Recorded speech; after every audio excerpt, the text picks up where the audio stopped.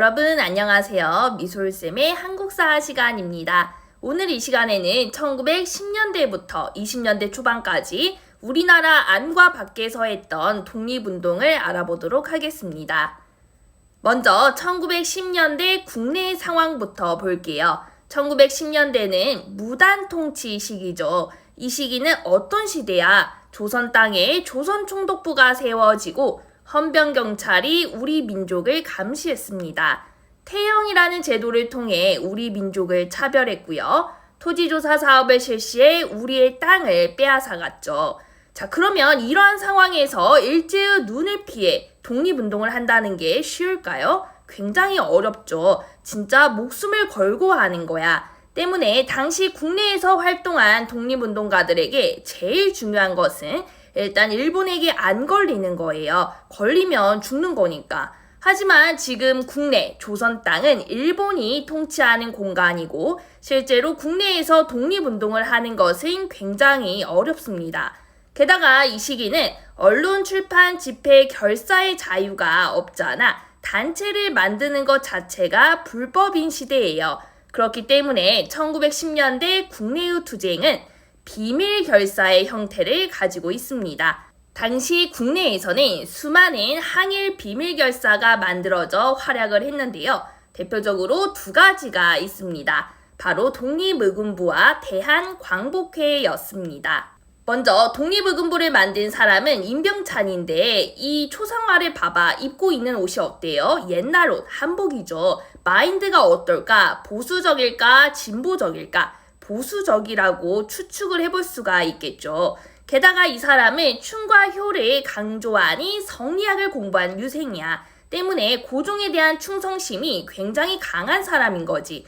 그러다 보니 고종도 이 사람이 믿음직스러웠나 봐. 비밀리에 은밀히 명령을 내려요. 그리고 그 명령을 받아 조직한 것이 독립의금부였습니다.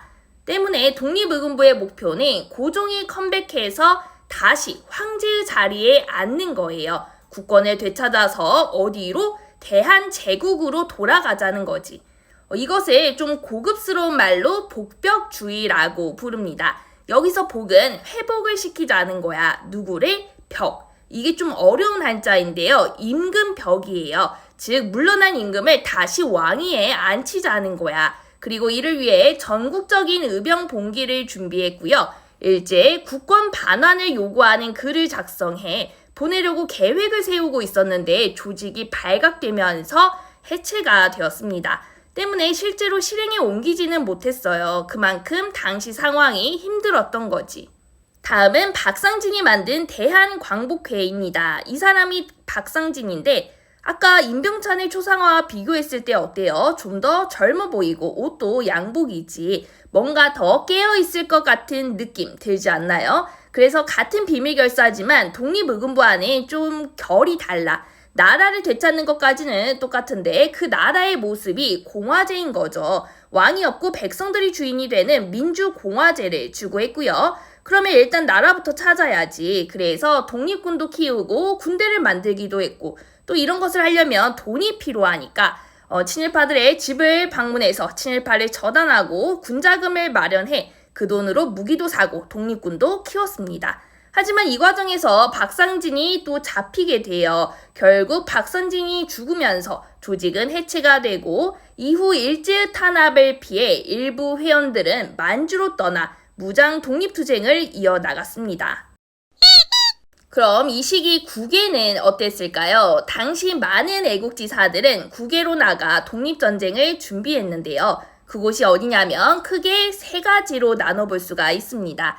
여기 백두산이 있으면 서쪽에 서간도, 위쪽에 북간도, 러시아 영역인 연해주 이렇게 세 지역의 독립운동을 위한 거점을 마련했습니다. 학교도 세우고 군대도 만들고 무장훈련도 시키면서 언젠가 싸울 일본에 맞설 힘을 쌓아갔던 거지. 먼저 서간도는 전에 애국계몽 운동을 할 때 배웠던 단체 신민회가 독립운동을 위한 준비를 했던 곳이죠. 그 중에서도 유명한 사람이 이회영 선생님.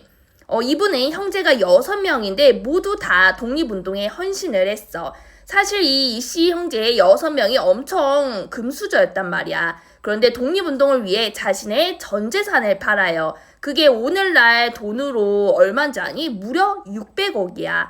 솔직히 600억이면 그냥 잘 먹고 잘 살 수 있잖아. 그런데 그 돈으로 서간도의 삼원보라는 지역에 독립운동 기지를 만드는데 다 사용해요. 자신의 모든 재산을 올인한 거지. 그러면 어떤 준비를 했을까? 일단 여기에 살고 있는 우리 민족들을 이끌어 나갈 조직, 자치단체로 경학사를 만들었고요. 그 뒤에 부민단이라는 이름으로 바뀌는데 구체적인 이름까지 외울 필요는 없고 쌤이 기억하라는 것만 체크를 해서 알아두세요. 또 독립운동을 하려면 군사적인 힘이 필요하잖아. 그래서 민족교육과 군사 훈련을 시켰던 학교, 신흥 강습소를 세우고 이게 나중에 신흥 무관학교로 발전해서 여기에서 독립운동가들을 많이 키워냈습니다.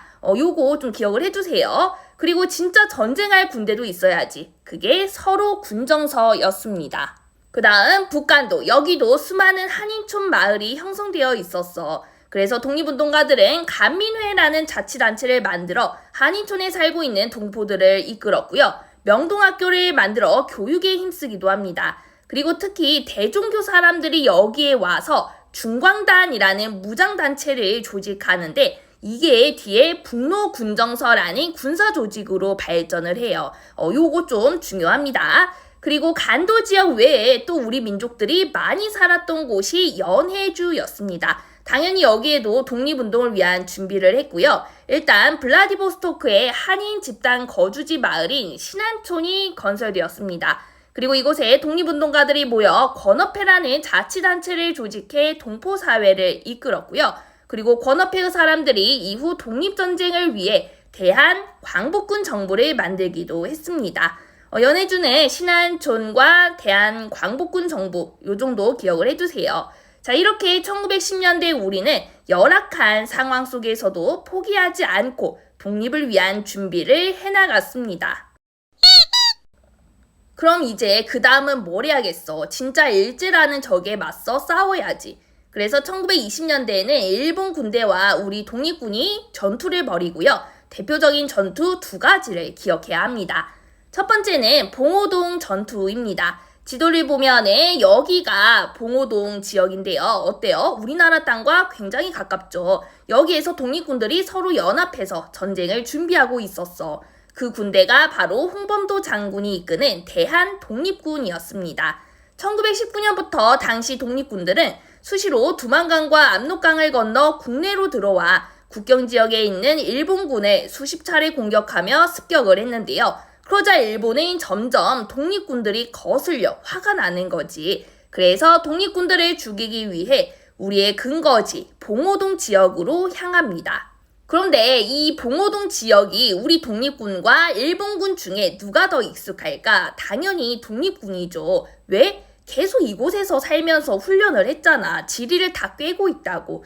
그래서 도망가는 척 하면서 일본군을 유인을 해요. 어디까지? 우리 독립군들이 매복해 있는 곳까지. 그래서 이렇게 대한독립군과 국민회군, 군무도독부군 등 여러 부대들이 숨어 있다가 일본군을 격퇴하는 데 성공을 합니다. 그래서 봉오동 전투는 우리가 일본을 상대로 이룬 첫 승리야. 그래서 중요합니다.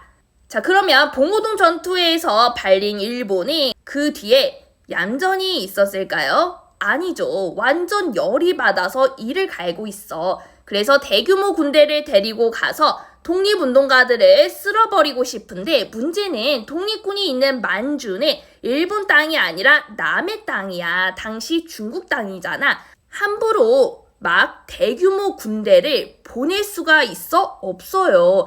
뭔가 그럴듯한 명분이 있어야 하는 거지.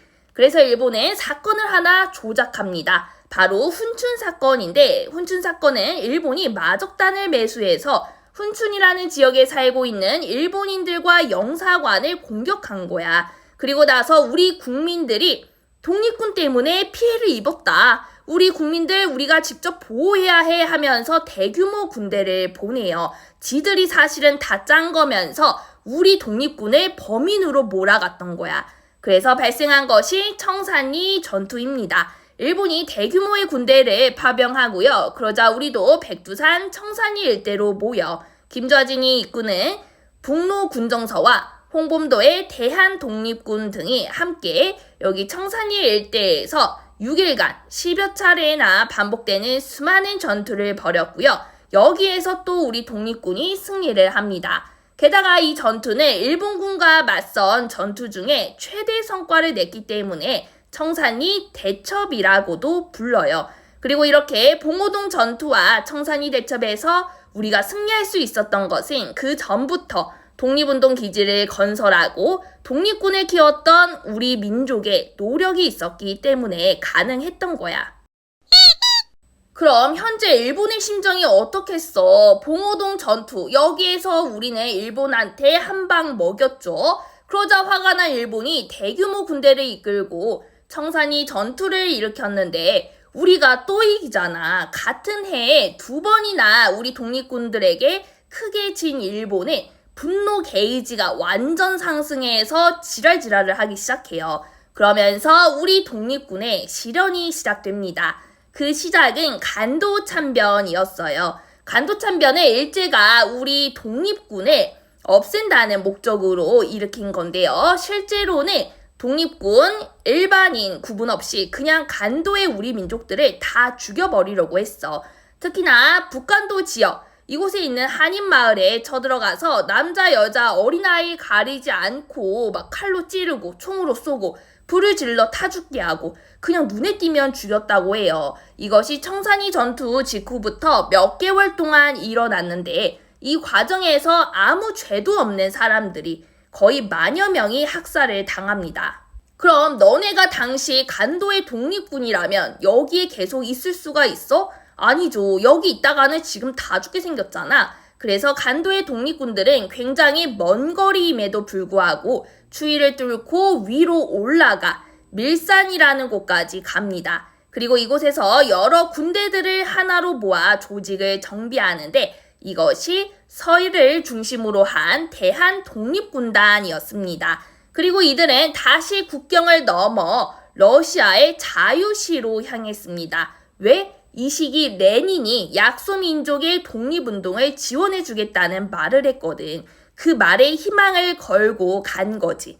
20년에서 21년으로 넘어가는 그 추운 겨울에 목숨을 걸고 몇천 킬로를 걸어서 갑니다. 그곳은 안전할 거라고 생각하면서. 그럼 이렇게 어렵게 도착한 자유시는 정말 안전한 곳이었을까요? 그랬다면 좋았겠지만 아니었어. 막상 자유시에 가보니까 지원을 기대할 상황이 아니었고요. 독립군 부대를 통합하는 과정에서 지휘권을 둘러싸고 내부 분쟁이 발생했어.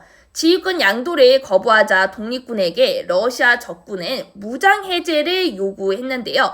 이 과정에서 충돌이 발생하고 무장 해제를 거부한 독립군들은 러시아 군대에게 공격을 당하면서 또 많은 독립군들이 죽거나 부상을 당하고 대한독립군단은 와해가 됩니다.